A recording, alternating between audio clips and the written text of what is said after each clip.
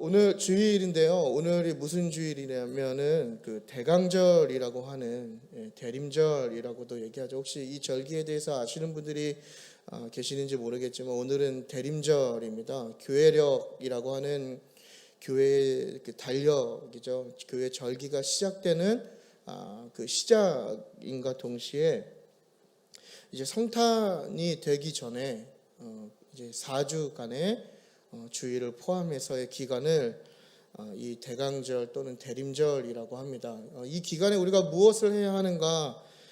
성육신하신 예수님을 우리가 전하면서 이웃들에게 전하고 또 메시아의 오심을 기다리는 거죠. 그러니까 어떤 마음으로 그 메시아를 기다리느냐? 우리가 그런 얘기 많이 하죠. 이미와 아직의 때에 살고 있는 우리는 이제 다시 오실 예수님을 우리가 기다리지만 당시 그 유대인들은 자기들을 구원해줄 그 메시아를 되게 갈망하지 않았습니까? 그런 마음으로 우리가 이 기간 동안 다시 오실 메시아를 기다리면서 우리 안에 개인적인 참회와 어떤 순종을 통해서 자신을 돌아보는 그런 시간이 바로 대강절이라고 하는 기간입니다. 물론 교회마다 또 교단마다 이 절기를 잘 지키는 교회도 있고 또 지키지 않는 교회들도 있긴 한데요. 뭐 그런 걸 떠나서 우리가 이 대강절을 맞이하는 주일날 또 우리가 성탄을 기다리는 이 기간을 우리가 맞이하면서 이 절기가 주는 그 의미를 통해서 우리의 신앙을 돌아보면서 또 그 절기가 갖고 있는 신앙의 정신을 회복하는 그런 우리의 한 4주간의 여정이 되기를 바랍니다. 성탄절이라고 해서 우리가 그런 기쁨과 또 감사함에 젖어 있는 것도 좋지만 가끔은 예수님이 아니라 산타를 생각할 때가 많이 있는 것 같아요. 그런 것보다는 예수 그리스도를 우리가 더 깊이 한번 묵상해 보고 또 예수님을 우리의 마음에 모실 수 있도록 우리의 삶 가운데 여러 가지 신앙의 도전들을 가져보는 거죠. 이전과 다른 삶을 살기 위한. 제가 이 대강절이 교회력의 시작이라고 말씀드린 이유가 뭐냐면 우리는 새해가 올 때 새로운 결단과 새로운 마음을 갖지 않습니까? 근데 그게 아니라 이 시간부터 우리가 좀 더 새로운 마음을 가져보는 거예요. 내가 어떻게 더 하나님을 잘 믿을 수 있을까? 내가 어떻게 더 하나님과 가까이 할 수 있을까? 그러기 위해서 내가 무엇을 해야 할까? 이런 고민을 해보는 거죠. 그래서 저는 오늘 여러 가지 설교 주제가 있을 수 있겠지만 또 그런 어떤 절기와 또 우리가 성탄을 앞두고 있는 이 시간 속에서 우리가 예수님에 대해서 함께 여러분들과 나누길 원합니다. 그래서 예수님께서 이 땅에 오신 그 이유가 무엇일까? 오늘 본문인 요한복음 말씀을 통해서 함께 알아보도록 하겠습니다. 우리가 성경을 읽다 보면요, 다 어디서부터 읽으시죠? 이래서 제가 2부가 힘들다는 거예요. 오래 가지가 않아요. 어디서 읽으신다고요? 계시록부터 읽으시는 분은 안 계시죠? 진짜 천재이신 거예요. 그렇죠? 벌써 그 마지막 그림부터 읽어 나오신다는 게 대부분 우리가 창세기를 많이 봅니다. 그렇죠? 그래서 창세기에서 이야기하는 하나님의 창조와 그리고 타락과 그리고 이제 그의 백성을 다시 어떻게 하나님께서 건져내시는가, 그 이야기가 사실 성경의 핵심이자 성경의 시작인 거죠. 그러니까 우리가 창세기를 읽지 않고서는 하나님의 나라와 또 뭐 하나님에 대해서 우리가 알 수 없는, 그러니까 창세기를 읽어야만 성경이 열리는 것처럼 신약에도 우리 대부분 신약을 어디서부터 읽을까, 아니면 뭐 어떤 그 책이 그나마 조금 우리에게 많은 교훈을 줄까 할 때 로마서를 많이 뽑기도 하지만 사실 그 로마서의 가장 근간이 되는, 그러니까 바울이 로마서를 쓸 수 있었던 가장 큰 핵심 메시지는 뭐냐면 바로 이 요한복음입니다. 그러니까 이 요한복음에서 이야기하는 예수님을 통해서 바울이 로마서를 기록하게 되는 거죠. 그러니까 예수님이 누구신가를 바울이 이 요한복음에 기록된 예수님을 통해서 알게 되었다라는 겁니다. 그러니까 결국 그 얘기는 뭐냐면 이 요한복음만큼 예수님에 대해서 정확하고 자세하게 기록한 책은 없다라는 것입니다. 그래서 읽다 보면 조금 어려운 감이 드실 수도 있어요. 예. 우리가 사복음서를 흔히 많이 읽지 않습니까? 마태, 마가, 누가복음 읽고 갑자기 같은 예수님 이야기인데 요한복음을 읽기 시작하면 굉장히 낯설게 또 느껴지기도 하고 이게 무슨 말인가 하는 그러한 느낌을 받기도 합니다. 사실 저도 이 전에 금요 심야 설교도 요한복음 본문을 또 하게 되고 오늘도 이 요한복음 본문을 준비하게 됐는데요. 이게 순서가 좀 바뀐 것 같아요. 금요 예배 때는 마지막 장을 했거든요. 21장을 했는데 오늘 또 첫 장을 하게 되는. 근데 저도 준비하면서 참 저도 어쨌건 지금 신학 공부를 지금 하고 있는 공부까지 하면 10년을 넘게 신학을 하지만 저도 준비하면서 참 많이 어려운 책이 요한복음인 것 같습니다. 하지만 그럼에도 불구하고 우리가 그 안에 있는 하나님의 진리의 말씀을 깨달을 때 더 큰 은혜가 있을 줄 믿습니다. 할렐루야. 그래서 우리가 요한복음에 대해서 간단하게 알아보길 원하는데요. 요한복음은 전도를 목적으로 기록한 책입니다. 그래서 20장 31절을 보시면요, 이 책을 기록한 요한이 이 이유가 뭐냐면, 이걸 기록한 이유가 뭐냐면 너희로 예수께서 하나님의 아들임을 알게 하고 또 그리스도이심을 믿게 하고 그 이름으로 생명을 얻기 위해서 내가 이 책을 기록했다라고 이 기록의 목적을 명확하게 밝히고 있어요. 그러니까 이 얘기는 뭐냐면 우리가 이 요한복음을 통해서 우리의 믿음이 분명 더 깊어지고 더 자라나게 될 줄 믿어야 한다라는 것입니다. 그래서 오늘 말씀을 통해서 예수님을 모르는 사람들에게는 복음이 전해지길 바라고요. 그리고 이미 예수님을 아는 사람들에게도 다시 한번 그 복음의 의미와 복음의 참뜻을 되새기는 시간이 되기를 바랍니다. 먼저 예수님이 이 땅에 오신 이유에 대해서 알아가기 전에 한 가지 질문에 대한 답을 먼저 내리고 가고 싶은데요. 첫 번째 질문은 뭐냐면 예수님은 누구신가라는 겁니다. 예수님이 누구신가를 알아야 예수님을 더 잘 믿을 수가 있겠죠. 그러니까 우리가 예수님을 믿는다고 이야기하지만 과연 나는 예수님에 대해서 얼마나 알고 있냐라는 거예요. 그러니까 예수님께서 이 땅에 오셨는데 그 사건이 우리에게 주는 의미와 거기에 있는 그 가치가 우리에게 어떻게 다가오는지의 어떤 그 차이는 내가 예수님을 얼마나 더 잘 아느냐, 예수님이 누구신가를 알 때 우리가 그것을 알 수 있다라는 겁니다. 여러분 다 예수님 믿으시죠? 예. 여기 안 믿는 분 계시나요 혹시? 예. 아니면 뭐 신천지에서 잠깐 이렇게 뭐 산책 나오셨거나, 네. 뭐 처음 보는 분이 안 계셔갖고 믿음으로 신천지도 이 요한복음 들으면 변화받을 줄 믿습니다. 예. 아무튼 뭐 그런 책이에요. 이게 대단한 책이거든요. 감히 제가 전한다는 게 그게 좀 미세긴 하지만, 예. 아무튼 예수님이 누구냐고 질문한다면 여러분들은 뭐라고 설명하실 거예요? 예. 이 제자훈련 하잖아요. 여러 가지 교재들이 있거든요. 저도 제자훈련 많이 해봤지만 그 여러 가지 교재에 공통적으로 나오는 질문이 뭐냐면 예수님은 누구신가요? 한 2주, 3주 좀 지나가서 3일째 지나고 좀 우리가 하나님과 예수님에 대해서 좀 알려고 할 때 첫 질문을 나에게 예수님은 누구신가? 아니면 혹은 뭐 예수님은 누구신가요? 이렇게 질문하거든요. 옆 사람에게 한번 질문해 볼까요? 예수님은 누구십니까? 우리 한번 질문해 보겠습니다. 예수님은 누구십니까? 예. 답도 한번 내려보세요. 누구신지. 예. 이렇게 옹알이 하지 마시고 예수님이 누구냐고 물어봤을 때 내가 뭐라고 대답할 수 있냐라는 거예요. 다 대부분 어떻게 이야기하냐면요, 정답을 이야기하긴 하세요. 틀린 얘기를 하진 않거든요.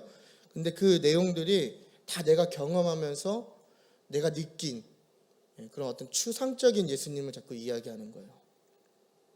그것도 물론 좋은 방법인 것 같아요. 무조건 뭐 예수님이 누구신가 해서 어떤 학자들이 막 몇백 페이지의 논문을 쓰는 것처럼 막 그렇게 이야기하는 게 아니라 내가 느끼고 내가 경험한 하나님을 이야기하는 것도 좋지만 그보다 더 중요한 것은 성경에서 이야기하는 예수님을 우리가 온전히 이해할 때 예수님에 대해서 더 잘 알아가고 우리의 믿음이 더욱더 깊어진다라는 것입니다. 그렇다면 예수님은 누구신가? 첫 번째는 예수님은 참 하나님이시다는 겁니다. 성경의 많은 구절이 예수님이 하나님이시라고 이야기하고 있거든요. 그분은 신성을 가진 하나님이세요. 요한복음 1장 1절을 우리가 다 같이 한번 읽도록 하겠습니다. 시작.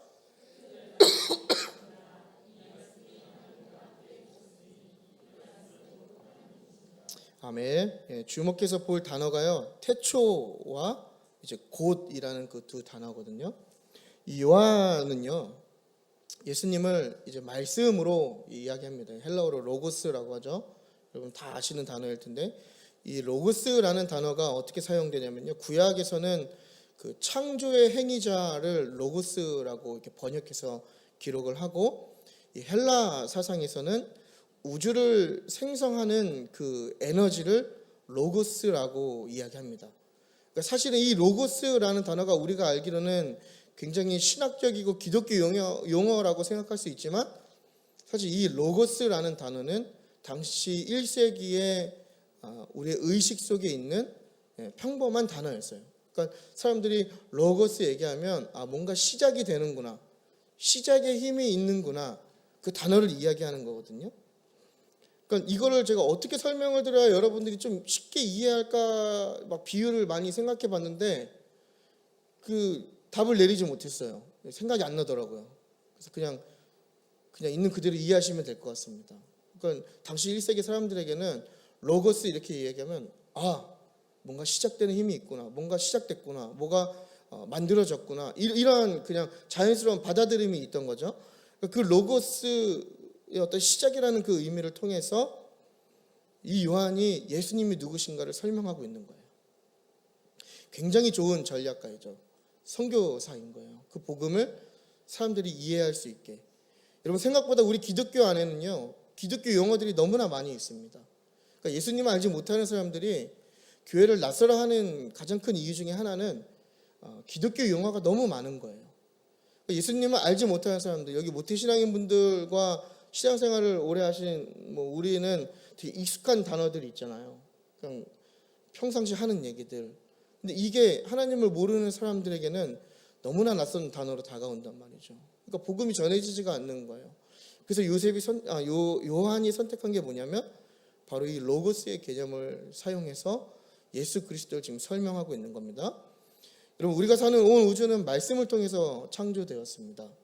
하나님은 혼돈과 공허와 흑암으로 가득한 창세기에 나오는 그 무질서한 상태에서 하나님의 말씀으로 온 우주를 창조하셨단 말이죠. 그러니까 질서를 잡으신 거예요. 그러니까 요한이 예수님에 대하여 설명할 때 그 장면이 떠오르도록 이 요한복음 1장 1절에 뭐라고 시작하냐면 태초에라고 시작합니다.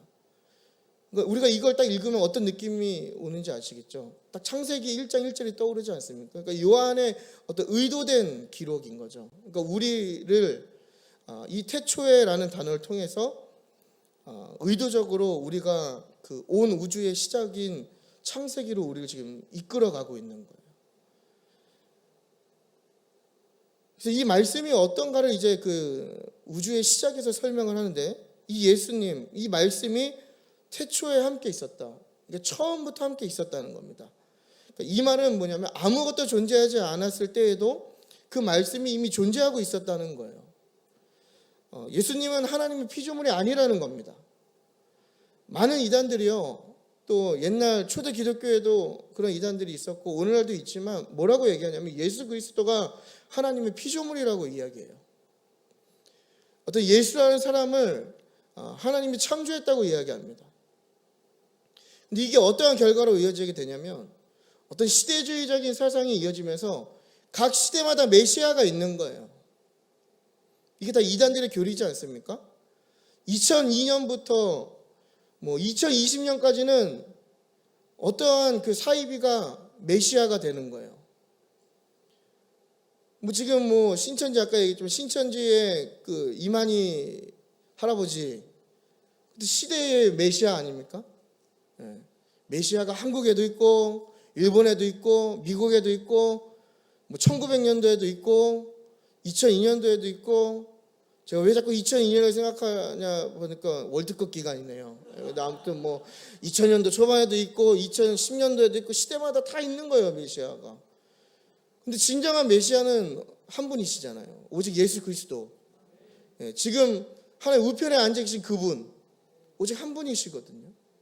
그러니까 자꾸 예수님을 하나님의 창조물로 전락시키는 거죠. 우리와 같은 피조물로 만들어버리는 거예요. 하지만 성경에서 이야기하는 건 뭐냐면 태초에 이미 그 말씀이 하나님과 함께 계셨다 이렇게 기록하고 있습니다. 골로새서 1장 15절을 보면요, 모든 피조물보다 먼저 나시니 라고 기록해 있어요. 예수 그리스도를 얘기하는 거죠. 하나님께서 모든 것을 창조하시기 이전에 이미 계셨다라는 것을 지금 성경이 이야기하고 있는 겁니다. 그러면서 요한복음 1장 3절을 보게 되면 모든 만물들이 다 말씀으로 창조되었다, 말씀에 의해서 창조되었다. 이 얘기는 뭐냐면 예수님이 피조물이 아니라 예수님은 세상을 창조하신 창조자이다. 지금 이걸 이야기하는 겁니다. 예수님은 하나님의 그 창조 사역에 동참하였습니다. 그래서 창세기를 보면 우리가 우리의 형상을 닮은 사람을 만들자 이거 얘기하지 않습니까? 그러니까 우리의 형상 얘기하는 그 우리의 예수님의 동역이 있던 거예요. 그러니까 예수님은 더 이상 피조물이 아니라는 사실이죠. 그러면서 요한복음 1장 1절에 또 보게 되면 그 말씀이 태초에부터 있었는데 곧 하나님이시다. 이 곧이라는 이 표현은 같다라는 얘기거든요. 그러니까 말씀이 원래부터 있었는데 그 말씀이 하나님이다. 지금 이 얘기를 하는 거예요. 창조 사역에 동참하신 예수님이 하나님이다. 이걸 이야기하는 겁니다. 하나님께서 말씀하셨는데 그 말씀이 곧 하나님이시라고 이렇게 이야기하는 거예요. 이 둘을 동등하게 여기는 지금 표현인 거죠. 예수님도 이 땅에서요, 요한복음 14장 하반절을 보면 나를 본 자는 아버지를 보았다 이렇게 이야기합니다.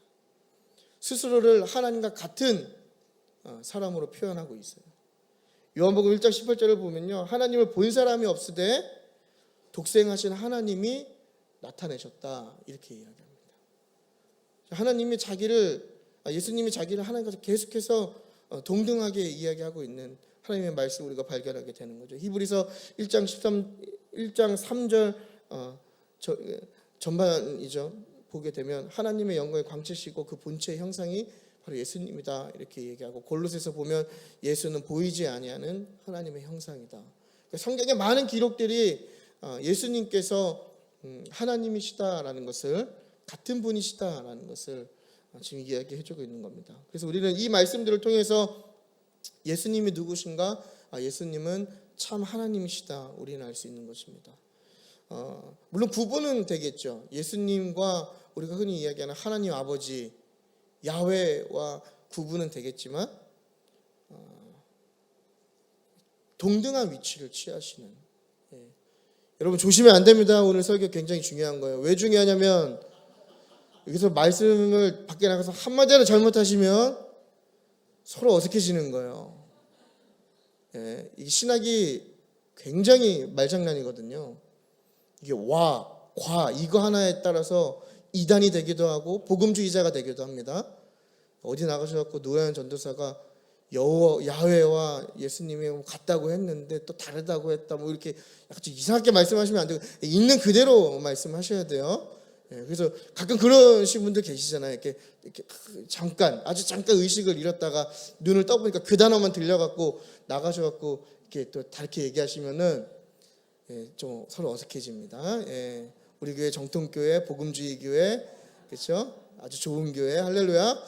그래서 아무튼 피곤하실 수 있으시죠. 제가 금요일 때도 말씀드렸지만 청중이 조는 거는 다 설교자의 잘못입니다. 재미없게 얘기하니까 조시는 거예요. 근데 괜찮아요. 조셔도 돼요. 왜냐면 저도 제가 말하면서 졸리거든요. 웃기지 않습니까? 이거 같다고 했는데 또 다르다 얘기하고 뭐 말씀이 뭐 또 처음부터 있었는데 뭐 또 뭔가 일을 하고 뭔가 좀 아무튼 우리 잘 들으시면 더 그 은혜가 있을 줄 믿습니다. 피곤하신 분은 좀 쉬세요. 괜찮아요. 주무시고 예수님만 열심히 믿으면 되죠. 저거 위험한 발언이었네요. 두 번째, 예수님은 누구신가? 참 인간이시다라는 겁니다. 첫 번째는 참 하나님이시고 두 번째는 참 인간이시다.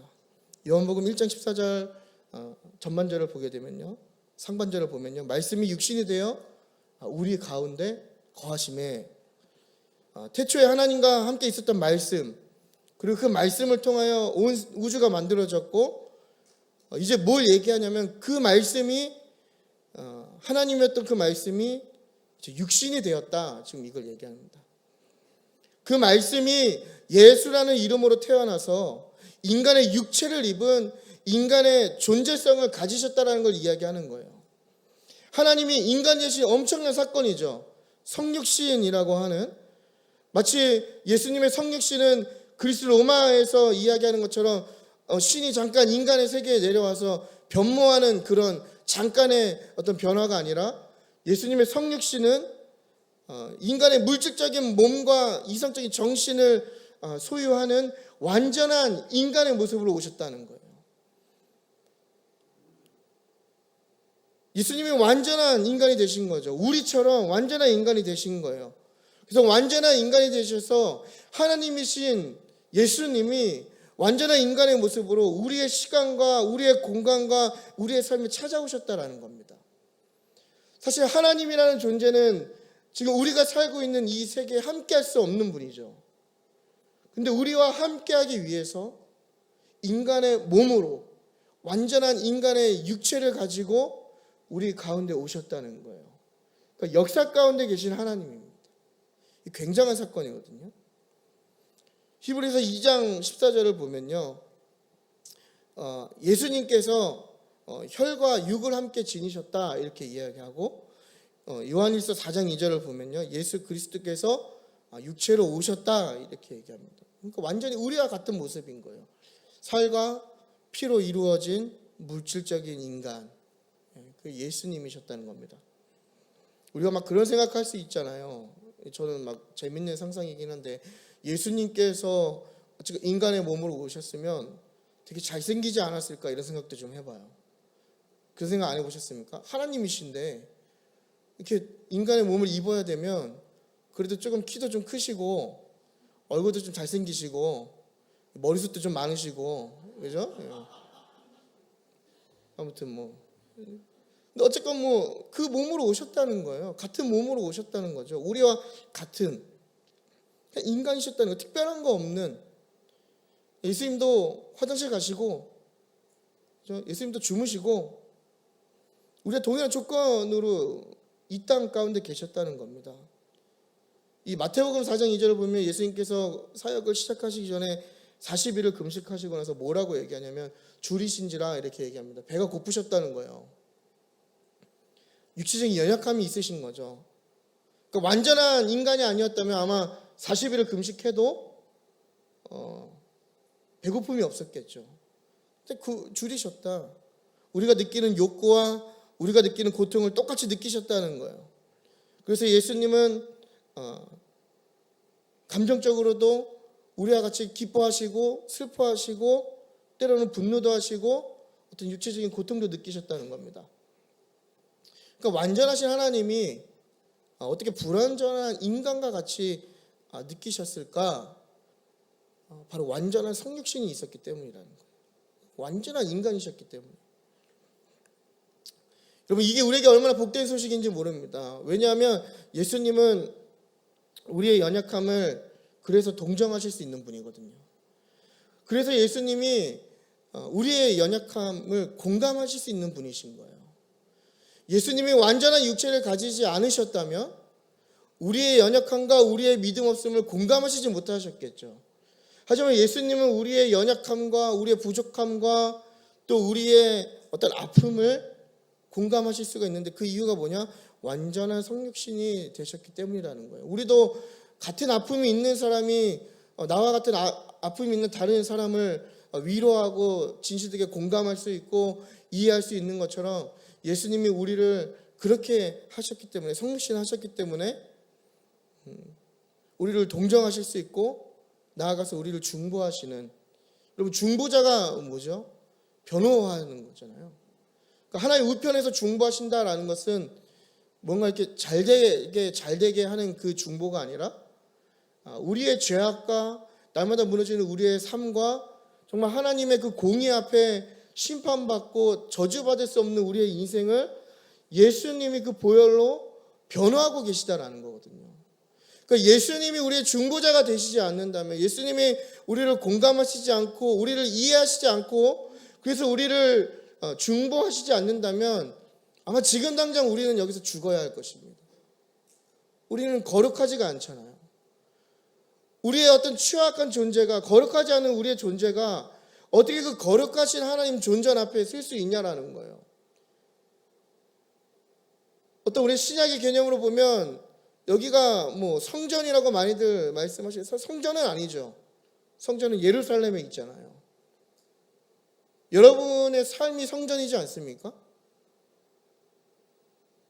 근데 그 성전이 더럽혀지고 죄악으로 가득 차고 추악할 때 하나님이 그것을 견디지 못하시는 거거든요. 그럼에도 불구하고 우리가 날마다 이렇게 은혜를 입고 살아갈 수 있는 이유가 무엇이냐? 바로 주님이 우리의 중보자가 되시기 때문이라는 겁니다. 그러니까 우리를 공감하시기 때문에, 완전한 인간이셨기 때문에 우리를 완전하게 이해하시고 우리를 변화하실 수 있다는 거예요. 그러나 우리가 기억해야 할 것은요, 여러분, 주님은 성육신 하셔서 인간이 되셨지만 죄가 없으신 인간이다라는 겁니다. 저는 설교를 준비할 때요, 제 설교 스펙트럼이 굉장히 좁거든요. 왜 그러냐면 저는 제가 이야기한 대로만, 앞에서 전하는 대로만 살아야 된다고 생각하기 때문에 그래요. 그래서 저는 제가 못하는 건 얘기하지 않습니다. 그래서 그냥 똑같은 얘기만 하는 거예요. 이제 가끔 제 아내한테 이제 설교 얘기를 해요. 그러면 이제 그런 얘기도 합니다. 누군가 그래도 해야 될 얘기면 여러분들도 잘하십시오, 나도 잘하겠습니다, 이런 고백이 있어야 되지 않겠냐, 이런 얘기 하는데요, 아직까지는 그래도 제가 말씀을 전한 대로 책임지고 살 수 있는 게 저한테 맞는 그릇인 것 같다는 생각이 들어요.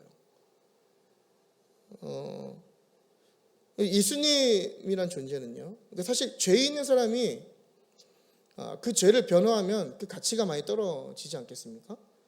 근데 예수님은요, 죄가 없으신데 스스로 죄인의 몸에 들어오신 거예요. 그래서 우리를 변호하시는 거거든요. 혈과 육에서 온 출생이 아니기 때문에 그런 거죠. 그러니까 우리는 자꾸 창세기로 돌아가는데 아담과 하와로부터 시작된 원죄가 어떤 우리가 윤리적이나 그런 법을 어기는 범법을 하지 않아도 그냥 우리 존재가 사실은 죄인인 거잖아요. 제가 이 원죄를 정말 언제 공감하냐면요, 저희 아이들을 키우면서 많이 공감해요. 나쁜 짓은 가르쳐주지 않아도 얼마나 잘하는지 몰라요. 여러분도 그러시죠? 악한 마음, 악한 행동, 악한 말들 가르쳐주지 않아도 우리 너무 잘합니다. 악한 것들이 우리에게 너무나 익숙한 거예요. 우리의 존재 자체가 죄인이거든요. 그 원죄가 우리를 지배하고 있는 거예요. 근데 예수님은 그 원죄가 없으시다고요. 왜 없냐? 혈과 육으로 태어나신 분이 아니라 누가복음 1장 35절에 나오는 성령으로 잉태되신 분이기 때문에 죄가 없으신 분인 거예요. 또한 요한복음 8장 46절을 보면 너희 중에 누가 나를 죄로 책잡겠냐, 고린도후서 5장 21절 보면 하나님이 죄를 알지 못하신 이를, 그러니까 죄가 없는 예수님을 우리를 대신하여 죄로 삼았다, 뭐 이런 얘기들. 또 베드로전서 2장 21절 보면 그는 죄를 범하지 않으시고 그 입에 거짓도 없으시다. 우리와 완전 다른 삶을 사는 거죠. 예수님은 작은 죄도 없으신 분인 거예요. 도덕적인 과오를 범하시지도 않으셨어요. 자기의 대적들에게 자신을 죄로 책잡아 보라고 도전하실 만큼 하나의 흠도 없으신 완전하신 분이었다라는 거예요. 죄로부터 자유하신 분. 여러분, 우리 가운데 죄로부터 자유한 분이 계십니까? 누가 우리가 죄로부터 자유할 수가 있죠? 그래서 우리의 삶을 굳이 보지 않아도 우리의 마음만 봐도 그 죄악 때문에 우리를 지배하고 있지 않습니까? 그러니까 죄가 없으시기 때문에, 죄가 없으시고 완전한 인간이시기 때문에 예수님이 우리의 구원자라는 거예요. 이 두 가지 자격 조건이 되기 때문에 제가 예수님이 누구신가를 설명할 때 예수님이 참 하나님이시고 참 인간이라고 설명을 드렸습니다. 이 참을 꼭 붙인 이유가 있어요. 굉장히 중요한 얘기인데요. 이게 신학적인 용어로 양태론이라는 이단들의 교리가 있습니다. 삼위일체를 부인하는 건데요. 마치 이렇게 쉽게 얘기하면 하나의 그 경극이라고 하나요? 중국에서 가면 이렇게 바꿔 쓰는 거 있잖아요. 그런 것처럼 예수님께서 때에 맞게 어떤 신적인 능력과 또 인간의 연약함을 번갈아 가면서 어쩔 때는 신이었다가 어쩔 때는 인간이었다가 이렇게 상황에 맞게 이렇게 변한다라고 표현해야 될까요? 그렇게 한다. 이게 양태론이라는 거거든요. 그러니까 삼위일체를 잘못 이해하고 있는 건데 이게 왜 중요하냐면 예수님께서 사실 예수님의 주된 미션이 뭐냐면 죽음에 놓인 하나님 나라 백성을 구원하시는 게 그의 미션이셨잖아요. 그러니까 십자가에 달리시는 게 예수님 사역의 가장 하이라이트란 말이죠. 우리는 예수님께서 죽으심이 예수님 사역의 어떠한 가장 바닥이라고 이야기하지만 사실 이 요한복음을 읽다 보면 예수님이 그 영광의 사역에 들어가는 그 첫걸음이 뭐냐면 순환입니다. 예수님이 고난을 받으실 때 영광스러움을 얻게 되시는 거거든요. 그러니까 십자가에 달려 죽으실 때 그 영광의 끝을 달리시는 그 장면인데 그걸 무시하게 되는 거예요. 그래서 예수님이 고난 받으시고 십자가에 달리셨을 때 신성을 사용했기 때문에 예수님은 아무런 고통도 느끼지 못했다.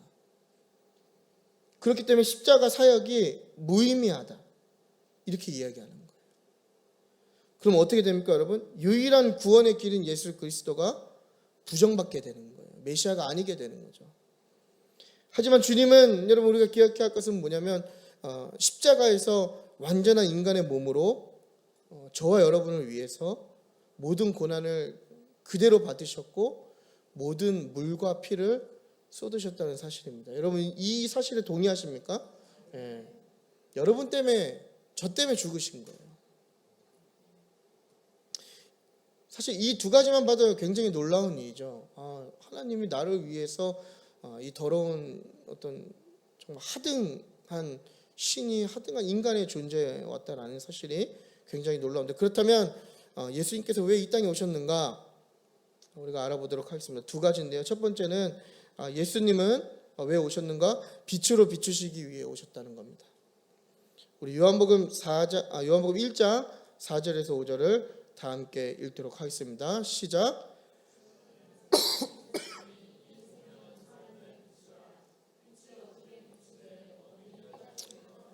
아멘. 예수님 안에 생명이 있는데요.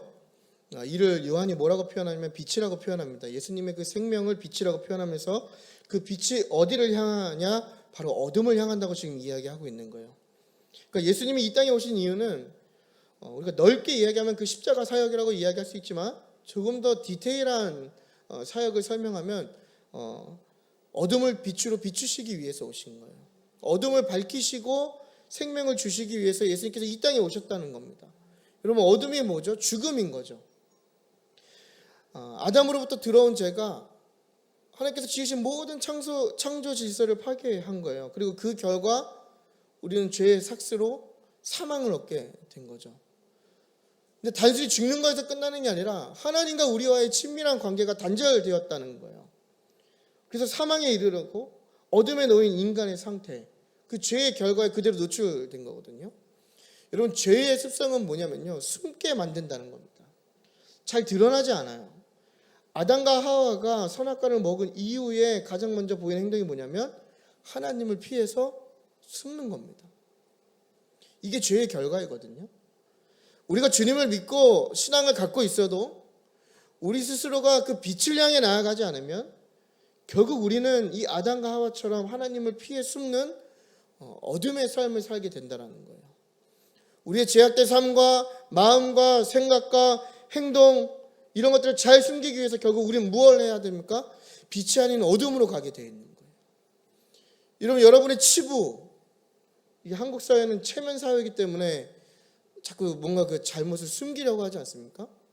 이 미국이 아무리 좀 자유분방하고 썩었다 얘기해도 미국의 그 마인드 중에 가장 인정할 수 있는 건 뭐냐면 미국은 체면 문화가 아니라 수치의 문화입니다. 그러니까 자기 스스로가 죄를 짓고 범죄를 저지르면 스스로가 너무나 치욕적인 거예요. 누가 있든 없든 나에게 죄가 있다는 것에 대한 수치감을 느끼는 게 미국의 마인드거든요. 우리나라는 체면이 우리를 잡는 거죠. 그래서 자꾸 무언가 죄를 지으면 숨게 만들고 그 죄를 고백하려 하면 손가락질하고 이상한 잣대질을 들이밀고 죄를 더 숨길 수밖에 없는, 더 큰 죄를 만들 수밖에 없게 만드는. 하지만 빛이 오는 순간 그 숨겼던 것들이 다 드러난다는 겁니다. 거짓말해야 되죠. 속여야 돼요. 숨겨야 되고, 이 타락한 세대의 징조이죠. 제발 여러분 교회 다니시는 분들, 이게 뭐 교회 다닌다고 표현하기 좀 예수님 믿는 분들 거짓말 좀 하지 마세요. 제발. 제가 제일 싫어하는 게 거짓말이거든요. 근데 거짓말 많이 해요, 저도. 저 되게 디테일하게 하거든요. 하나의 스토리를 만들어서. 하나님 보시기에 결코 좋은 게 아닙니다. 나의 연약함, 나의 부족함, 나의 믿음 없음, 하나님 앞에 부끄럽지만 내놓으면 되는 문제잖아요. 근데 왜 나의 연약함이 연약하지 않은 것처럼 강한 척하면서 왜 거짓말해야 하는 거죠? 나의 믿음 없음이 부끄러우면 내가 하나님 앞에 매달리고 믿음이 더 있게 해달라고 이야기하면 되는 거잖아요. 근데 왜 내가 믿음이 좋은 척 행동해야 하고 거짓말하냐고요. 내가 부족하고 내가 연약하고 나에게 문제가 있으면 그걸 인정하면 되는 거잖아요. 근데 왜 우리 그걸 속이고 거짓말하냐. 이게 다 죄의 결과라는 거예요. 그러니까 여전히 우리는 그 빛 가운데 있는다고 이야기하고 예수님이란 존재를 알매도 불구하고 여전히 우리는 그 어둠에 있길 원한다는 거예요. 그 결과가 뭐예요, 여러분? 교회가 점점 세속화되어 가는 거죠. 하나님이 지으신 하나님의 형상 백성들이 모인 하나님의 공동체가 아니라 세상의 가치와 세상의 기준을 갖는 모임이 되는 거예요. 여러분, 교회 안에 치리가 있습니까? 교회 안에 가르침이 있어요? 교회 안에 무언가 바로잡을 수 있는 복음의 메시지가 있냐고요. 말씀을 전하고 누군가를 가르치고 누군가를 훈련할 때 잘한다만 해야 돼요. 상처받을까 봐. 믿음 없다 얘기하면 믿음이 없어서 상처를 받고, 믿음이 있다고 얘기하면 부담을 준다고 상처를 받고, 얘기를 안 하면 얘기를 안 한다고 상처를 받고, 관심을 주면 관심이 너무 많다고 상처를 받고, 이 세속화되는 죄의 결과인 거예요. 다 나를 속이고 좋아 보여야 되고 멋있어 보여야 되고 있어 보여야 되고. 하나님이 우리에게 새로운 빛을 주셨잖아요. 그 빛을 비춰주시는 거잖아요. 우리가 그 빛을 따라 나아가려고 해야 하는데 우리는 자꾸 그 어둠이 너무 좋은 거예요. 죄악된 습성으로 살길 원하는 거죠. 요한복음 3장 19절의 말씀처럼 빛보다 어둠을 더 사랑하고 빛으로 나오지 아니하는 삶을 우리가 살고 있지 않은지 진지하게 돌아봐야 한다는 겁니다. 3장 20절을 보면요, 왜 우리가 어둠을 더 사랑하는지 답이 나오는데요, 바로 그 행위가 드러나기 때문이에요. 죄악된 행위가 드러나기 때문에. 여러분, 주님이 우리의 삶에 개입하시면요, 그동안 숨기고 감춰왔던 깨닫지 못했던 우리의 죄가 드러나게 됩니다. 여기서 이야기하는 죄는 그런 윤리적인 도덕적인 죄가 아니라 우리의 존재에 대한 죄를 깨닫게 시작하는 거예요. 여러분, 우리가 주님을 언제 만났다고 이야기할 수 있냐면 나의 추악함을 내가 깨닫기 시작할 때, 그게 다 그분 앞에 드러날 때 내가 주님을 만난 거예요. 내가 여기에 앉아있다고 해서 주님을 만난 게 아니라 내가 언제 주님을 만났냐면 나의 추악함이 드러날 때 주님을 만난 거예요. 자기 직면이 있는 거죠. 내가 죄인임을 깨닫는 거예요. 나를 객관화시키고 내가 얼마나 부족하고 더러운 인간인지 깨닫기 시작하는 거예요. 그게 하나님의 빛이 그걸 깨닫게 하는 거예요. 나의 죄가 드러남과 동시에 뭐가 따라오죠? 진정한 회개가 있는 거예요. 여러분, 진정한 회개가 있을 때 성령 하나님이 우리 안에 임재하게 되는 겁니다. 어떤 가식적인 회개, 보여지는 회개, 눈물만 흘리는 회개가 아니라 진정한 회개가 내 안에 있어야 된다는 거예요. 동시에 주님을 찾게 되는 거죠. 왜냐? 나를 살릴 수 있는 분이 예수님밖에 없기 때문에. 이게 그 빛을 비추시는 거에 대한 효과입니다. 그래서 어둠에서 벗어나는 거죠. 이전의 삶에서 벗어나 새로운 생명으로 나오는 변화가 있는 거예요. 그때 진짜 믿음이 시작되는 겁니다. 그래서 여러분, 제가 감히 판단할 문제는 아니죠. 근데 이거 하나는 확실한 것 같아요. 우리가 예수님을 적어도 믿는다고 얘기하면 우리의 삶에 변화가 있어야 되는 겁니다. 10년 전의 나의 모습, 지금의 나의 모습, 우리의 외모가 변하는 게 아니고요. 우리의 삶이 변해야 되는 거예요. 나의 모든 지정의라고 하는 모든 전 인격이 변해야 되는 거예요. 아주 작은 변화라도 좋습니다. 하지만 변화가 없다면 과연 내가 믿음이 있는지, 내가 예수님을 만났는지 진지하게 들어볼 필요가 있다라는 겁니다. 우리의 이런 빛에 노출됐을 때 그 빛의 역할이 뭐냐면 결국 우리를 그리스도께로 인도하는 그것입니다. 영원한 생명으로 이끌어 주시는 거죠. 여러분, 그리스도 안에는 영원한 생명이 있습니다. 믿으십니까? 예수님께만 영원한 생명이 있는 거예요. 그래서 예수님이 그 생명을 우리에게 주시기 위해서 이 땅에 오신 거고, 그래서 그분께 나아가면 우리의 어둠은 물러가고 영원한 생명의 빛이 우리를 밝게 비추는 삶이 될 줄 믿습니다. 두 번째는요, 예수님은 길이 되기 위해 오셨습니다. 예수님은 길이 되기 위해 오셨습니다. 우리 요한복음 1장 12절에서 14절을 함께 읽도록 하겠습니다. 시작. 영접하는 자,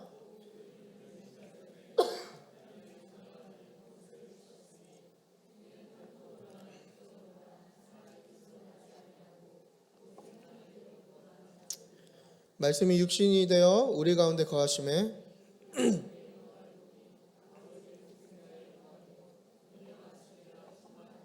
아멘. 죄송합니다.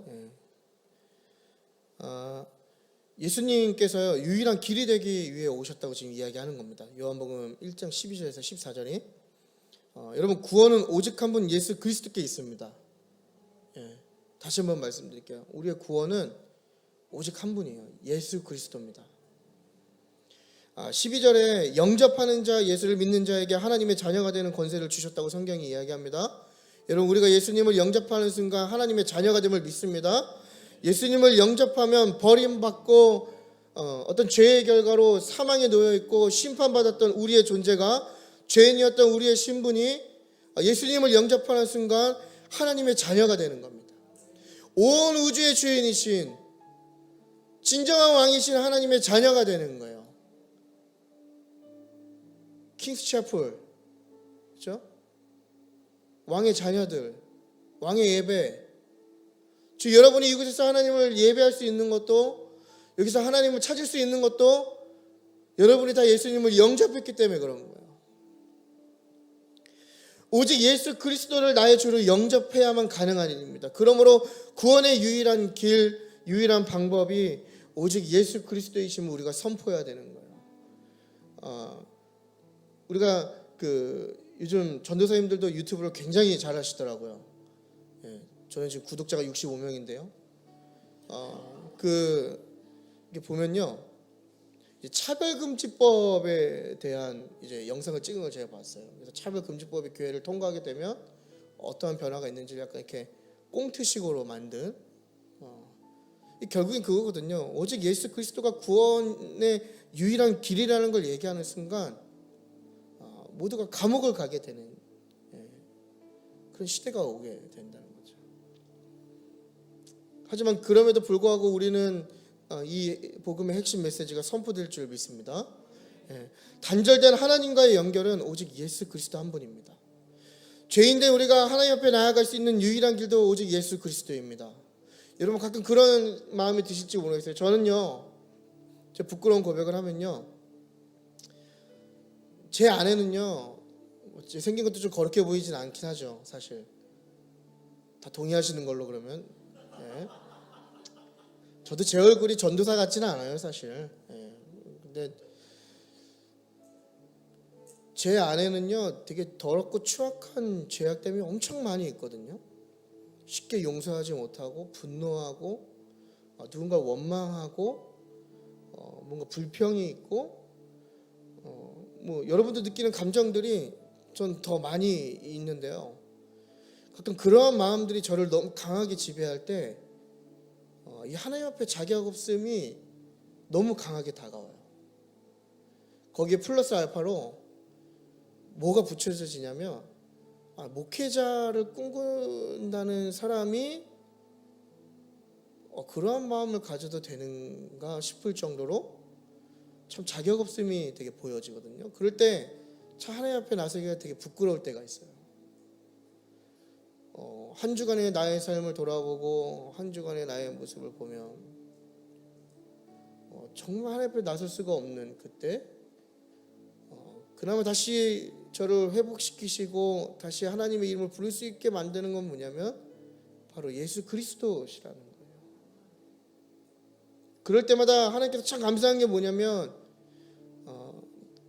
변함없이 그럼에도 불구하고 저를 사랑하시는 하나님의 사랑을 확인시켜 주신과 동시에 예수님의 보혈을 힘입어 하나님께 나아갈 수 있는 하나의 철판을 깔아주신다는 거죠. 정말 낯이 뜨겁고 하나님 앞에 부끄럽고 참 이렇게 믿는 게 과연 맞는 걸까 이런 생각이 들 때 예수님을 통해서 하나님의 부르심이 다시 있다라는 거예요. 여러분 부처도 아니고요, 알라도 아니고요, 오직 예수님만이 그 구원에 이르는 길인 줄 믿습니다. 여전히 어둠에 있는 자들은요 어떠한 삶을 사냐면 자기의 삶을 구원할 수 있는, 건져낼 수 있는, 구원이란 게 건져내는 거잖아요. 자기의 삶을 건져낼 수 있는 건 돈과 명예와 자기 노력과 스펙과 인맥과 자신들이 누리고 만질 수 있고 쌓아놓은 것들이 자신의 삶을 지키고 구원할 수 있다고 생각하는데요. 어쩌면 이 안에서 예배를 드리는 우리 가운데서도 여전히 이런 어둠에 계신 분이 있을 수도 있지만, 그래서 허영된 것을 쫓아가고 허망하고 거짓된 삶을 사는 분도 계실 수 있지만, 중요한 건 뭐냐면 오직 예수 그리스도만이 우리의 유일한 구원자시라는 겁니다. 그래서 우리가 그 예수 그리스도를 힘입을 때 우리의 믿음이 더욱더 깊어지고 믿음의 사람이 되고 예수님께 나아갈 수 있다는 거예요. 요한복음 1장 14절에 그걸 얘기하는 거잖아요. 예수님이 우리 안에 거하시는 것은 주님만이 유일한 구원자라는 사실을 지금 얘기하고 있는 겁니다. 예수님께서 성육신하셔서 우리의 삶 가운데, 우리의 인생 가운데, 우리의 마음 가운데 계시다는 거예요. 여러분 14절에요 그 거하시메라는 단어가 있습니다. 거하시메. 이 거하시메가 그 이제 헬라어 원어의 어떤 뜻이냐면요, 천막이라는 뜻입니다. 천막. 그러니까 이거를 좀 더 직역하면요, 예수님께서 우리 가운데 천막을 치셨다 이렇게 얘기할 수 있는 거예요. 그러니까 예수님이 우리에게 거하셨다. 이 얘기 뭐냐면 예수님이 우리에게 천막을 치셨다. 여러분 이 천막하면 뭐가 떠오릅니까? 구약에서 하나님을 만날 수 있는 유일한 장소, 성소죠. 성소. 그러니까 모세를 통해서 단절된 하나님과 하나님 백성의 관계가 회복되는, 유일하게 만날 수 있는 장소, 그 성막, 그 텐트. 구약에서 하나님을 만날 수 있는 유일한 길은 성막입니다. 근데 그 예수님이 신약에서 이 땅 가운데 오셔갖고 이 땅에 거하신다는 건 뭐냐면 죄로 단절된 우리와 하나님 사이에 새로운 천막이 되셨다는 거예요. 새로운 성소가 되어주신 예수 그리스도, 그 예수 그리스도를 통해서 하나님이 우리를 만나주신다는 겁니다.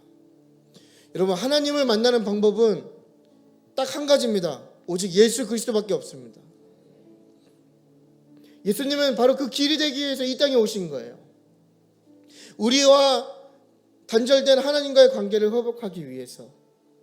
그래서 우리가 그 텐트 대신 예수 그리스도께 나아갈 때, 그리고 예수님의 보혈을 힘입어 그 휘장을 찢고 하나님 앞에 나아갈 때 우리가 하나님을 깊이 경험할 수 있게 된다는 것입니다.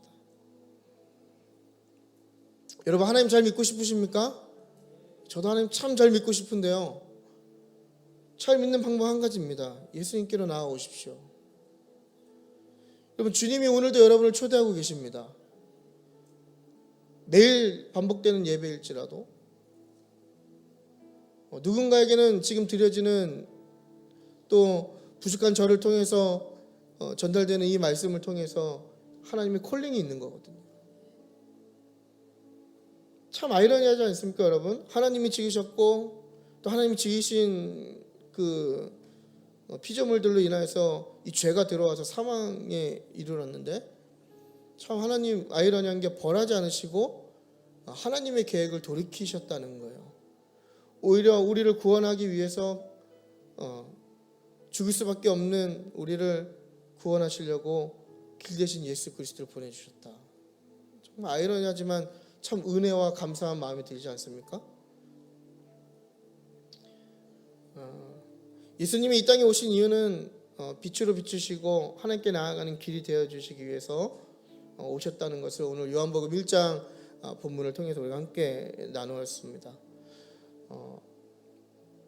오늘 제목이 뭐죠, 여러분? 저도 잘 기억이 안 나는데 대단하십니다. 예수님께서 왜 오셨을까요? 그 말씀을 가장 잘 표현한 것이 바로 요한복음 3장 16절에서 18절인 것 같습니다. 하나님이 세상을 이처럼 사랑하사 독생자를 주셨으니 이는 그를 믿는 자마다 멸망치 않고 영생을 얻게 하려 하심이라. 그 다음이 더 중요한 것 같은데요, 하나님이 그 아들을 세상에 보내신 것은 세상을 심판하려 하심이 아니라 예수 그리스도로 말미암아 세상이 구원을 받게 하려 하심이라. 할렐루야. 하나님은 여러분을 사랑하십니다. 충분히 죄로 가득한 이 세상과 또 저와 여러분을 벌하실 수 있음에도 그분의 계획을 바꾸실 만큼, 또 우리를 구하시기로 작정하실 만큼, 또 그의 가장 귀한 아들 예수 그리스도를 저와 여러분의 죄를 위해서 내어주실 만큼 하나님은 저와 여러분을 사랑하십니다. 그 이유가 무엇이죠? 바로 하나님께서 우리를 너무나 사랑하시기 때문입니다. 세상은 형편없고 죄악되고 또 최악인 사람을 버리지만 하나님은 그때 우리를 선택하신 분이에요. 더 진실된 사랑인 거죠. 우리가 최악일 때, 정말 사망 선고를 받은 우리의 모습일 때 하나님은 우리를 구원하시기 위해서 그 많은 옵션이 아닌 그의 독생자 예수, 또 우리의 길이 되신 예수 그리스도를 성육신하게 함으로써 예수님이 모든 죄를 짊어지게 하시고 우리를 향한 하나님의 사랑을 확증하셨다라는 겁니다. 여러분, 우리가 이제 대강절 이제 보내죠. 이제 저도 잘 챙기진 않아요, 사실 절기를. 그래도 우리가 이 대강절에 우리가 예수 그리스도를 이렇게 기대하고 또 예수 그리스도를 맞이하는 기간을 보내면서 우리를 향하신 하나님의 사랑을 좀 묵상했으면 좋겠고요. 또 유일한 길이 되시고 진리 되신 예수 그리스도를 깊이 묵상하면서 그분께 나아감으로 더 깊은 하나님과의 교제의 삶을 누리는 축복받은 하나님의 형상 백성 되시는 저와 여러분이 되기를 축복합니다. 여러분 승리하십시오.